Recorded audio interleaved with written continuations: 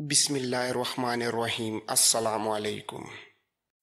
یوں چار تیر اس مقدس انسان کے دل کے مقام پر پیوست ہو گئے۔ وہ کھڑا رہا، اس کے بازو اوپر اور کچھ دائیں بائیں پھیلے ہوئے تھے۔ اس کے ہونٹوں پر مسکراہٹ آ گئی۔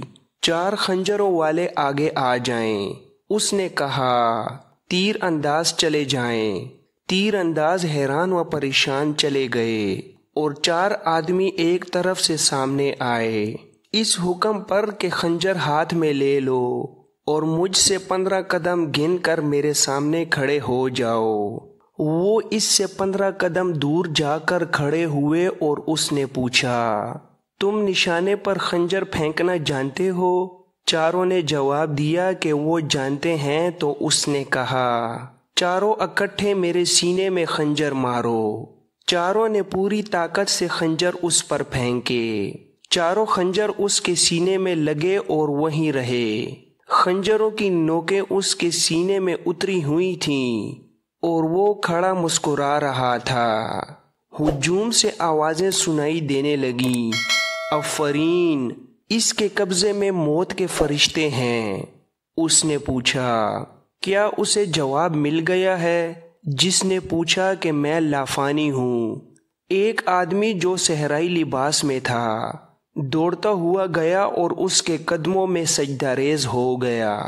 اس نے جھک کر اسے اٹھایا اور کہا، جا تجھ پر خدا کی رحمت ہو۔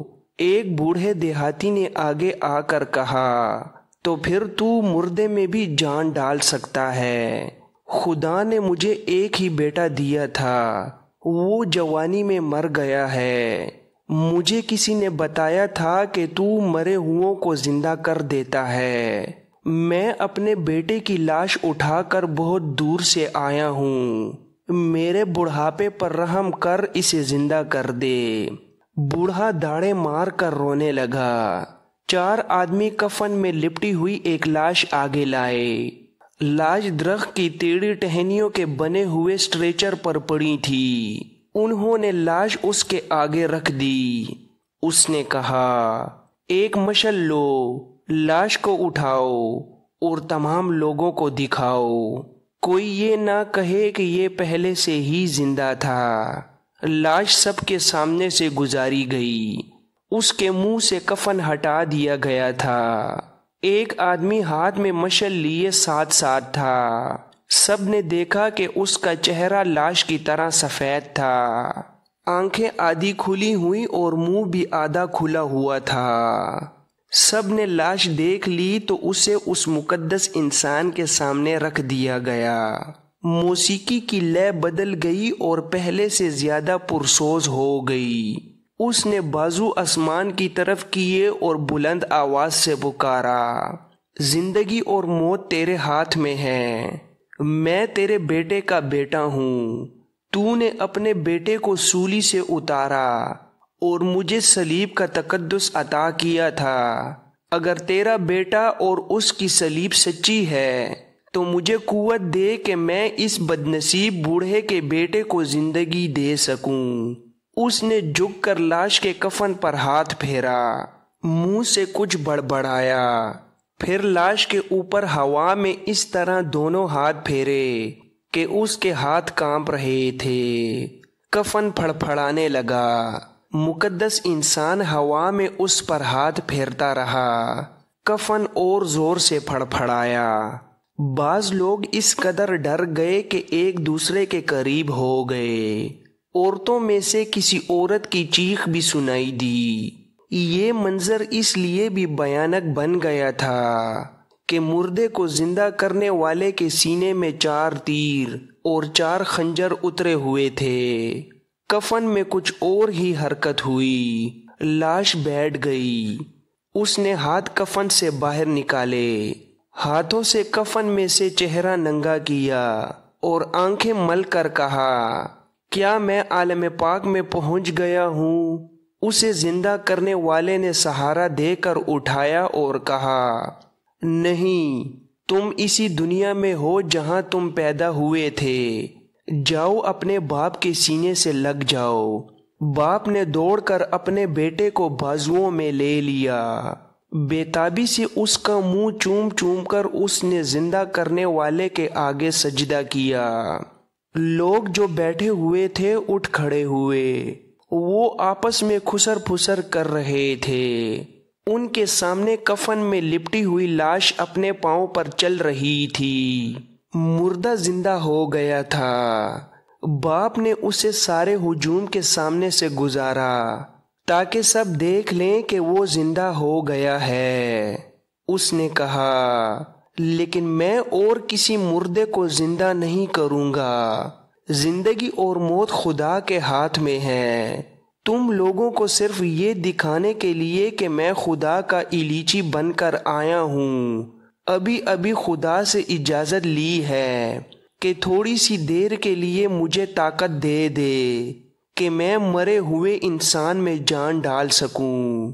यूं खुदा ने मुझे ताकत दे दी। मजमे में से किसी ने पूछा, क्या तुम जंग में मरे हुए सिपाही को जिंदा कर सकते हो? उसने जवाब दिया, नहीं। जंग में मरने वालों से खुदा इतना ज्यादा नाराज होता है कि उन्हें दूसरी जिंदगी नहीं देता। अगले जहान में वो उन्हें दोज़ख की आग में फेंक देता है।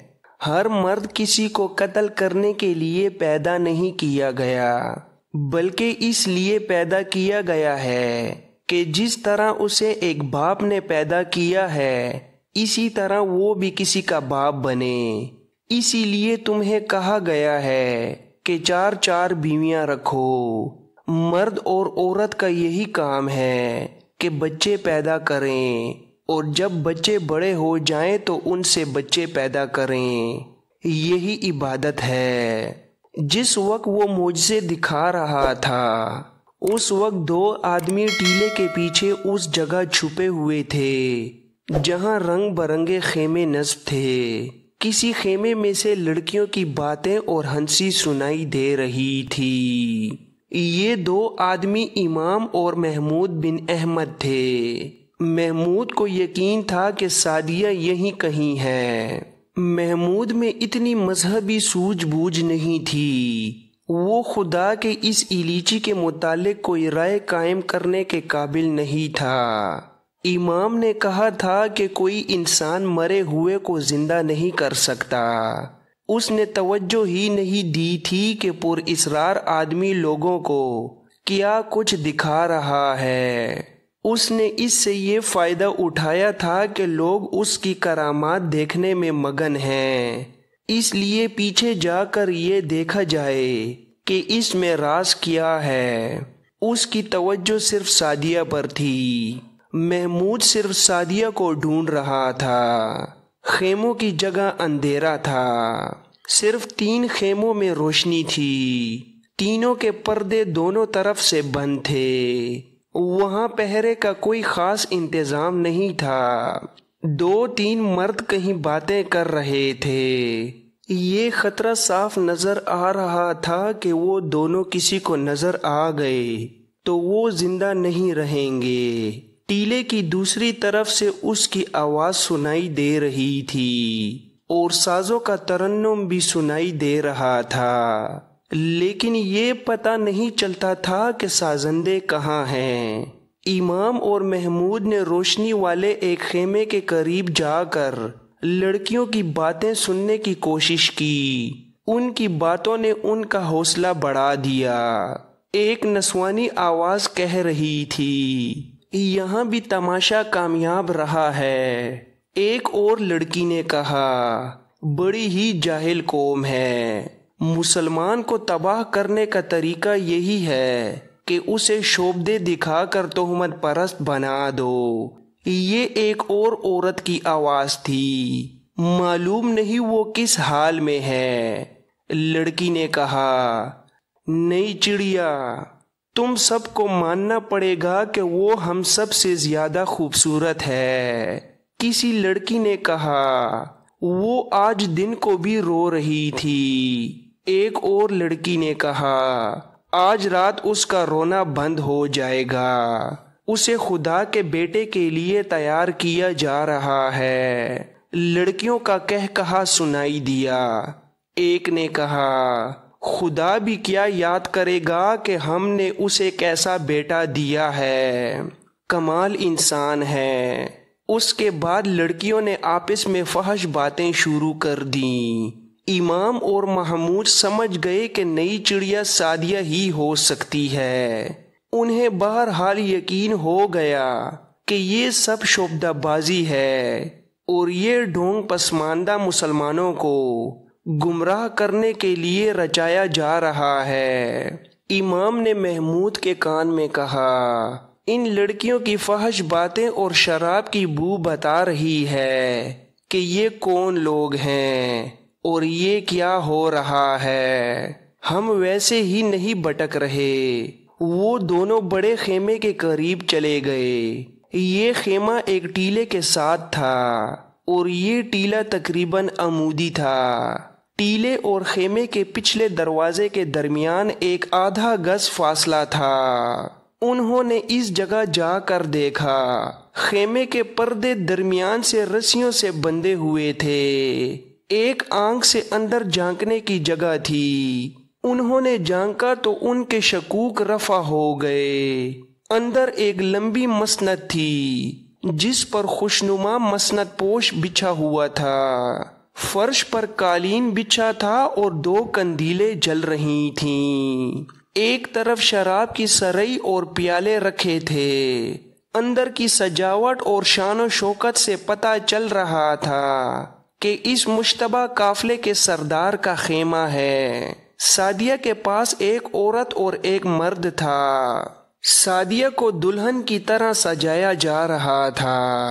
آج سارا دن تم روتی رہی ہو، عورت اسے کہہ رہی تھی۔ تھوڑی دیر بعد تم ہنسو گی اور اپنے آپ کو پہچان بھی نہیں سکو گی۔ تم خوش نصیب ہو کہ اس نے جو خدا کی طرف سے زمین پر اترا ہے تمہیں پسند کیا ہے۔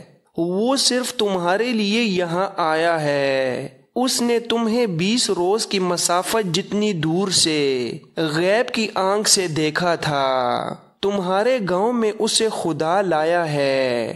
اگر یہ نہ آتا تو تم کسی صحرائی کے ساتھ بیاہ دی جاتی یا تمہیں بردہ فروشوں کے ہاتھ بیچ دیا جاتا۔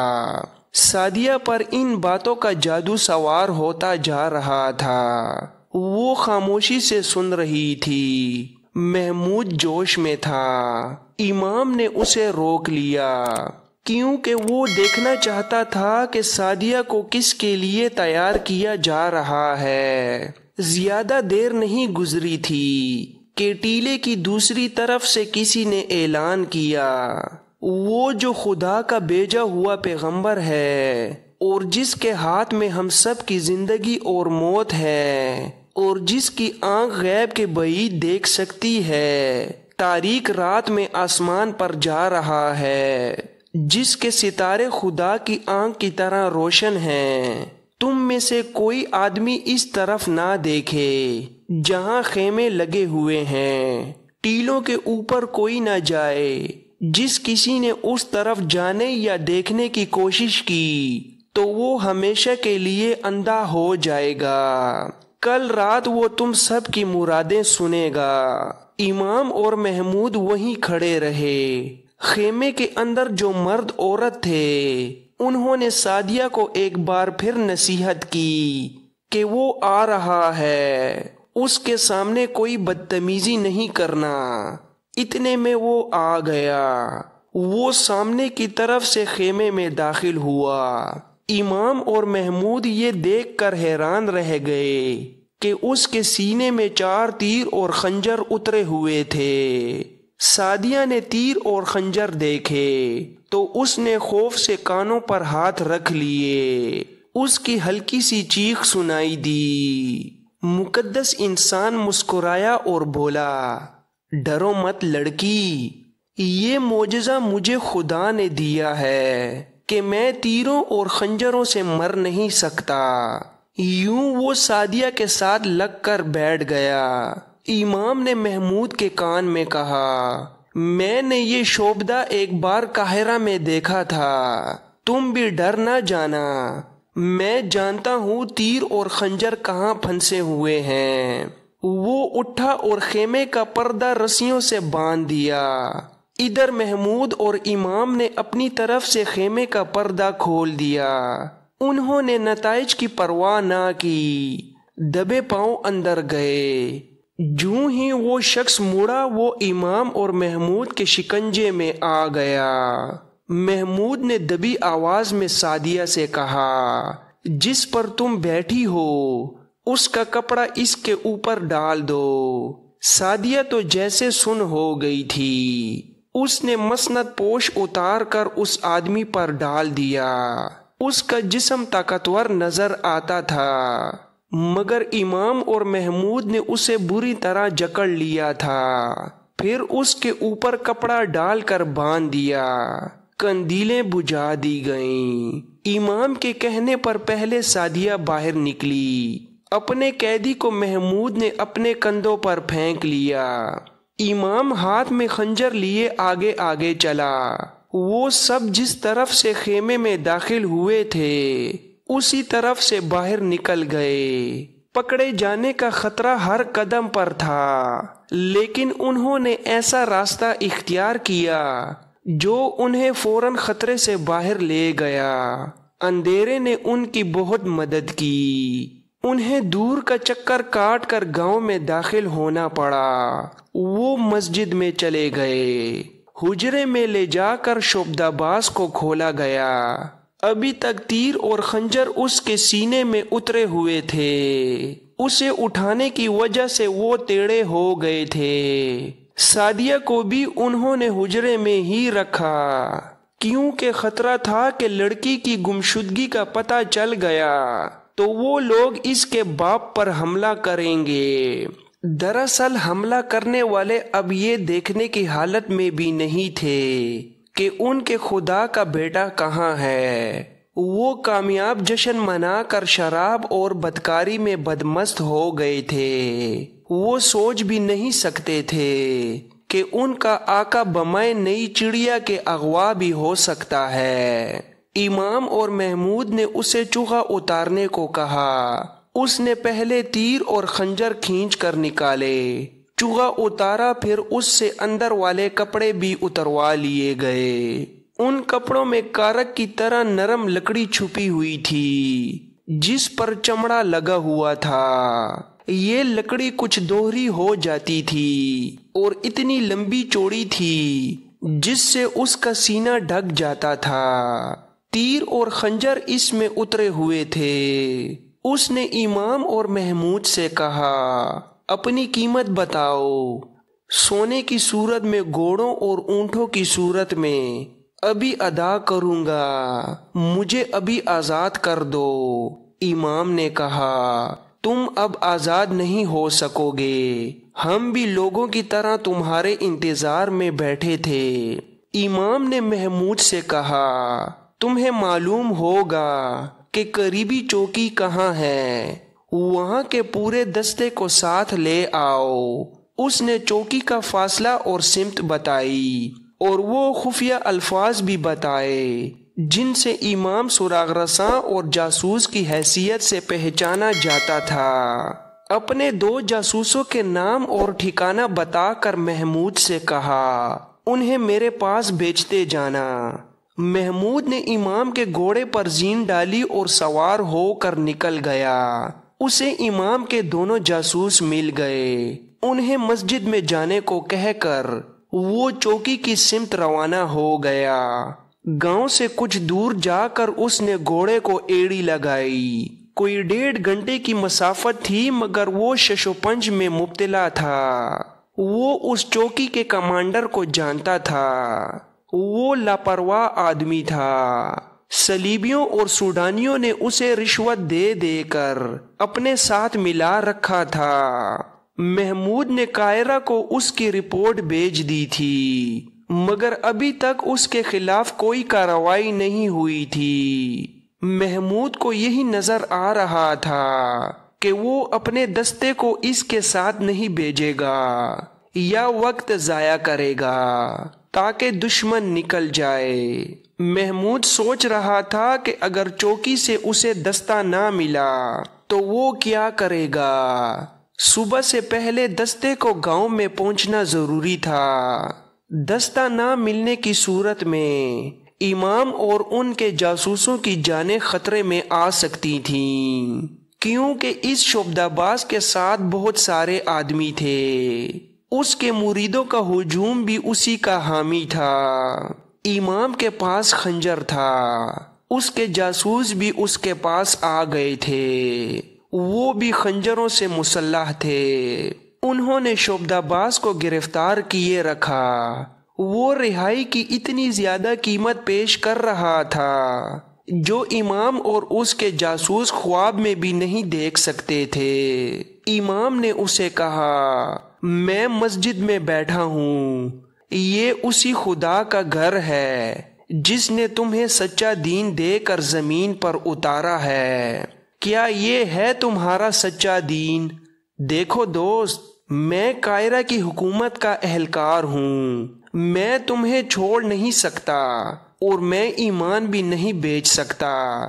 محمود بن احمد چوکی کے خیموں میں داخل ہوا تو کمانڈر کے خیمے میں اس نے روشنی دیکھی۔ گھوڑے کے قدموں کی آواز سن کر کمانڈر باہر آ گیا۔ محمود نے اپنا تعارف کرایا اور کمانڈر کے ساتھ خیمے میں چلا گیا۔ محمود کے لیے یہ کمانڈر اجنبی تھا۔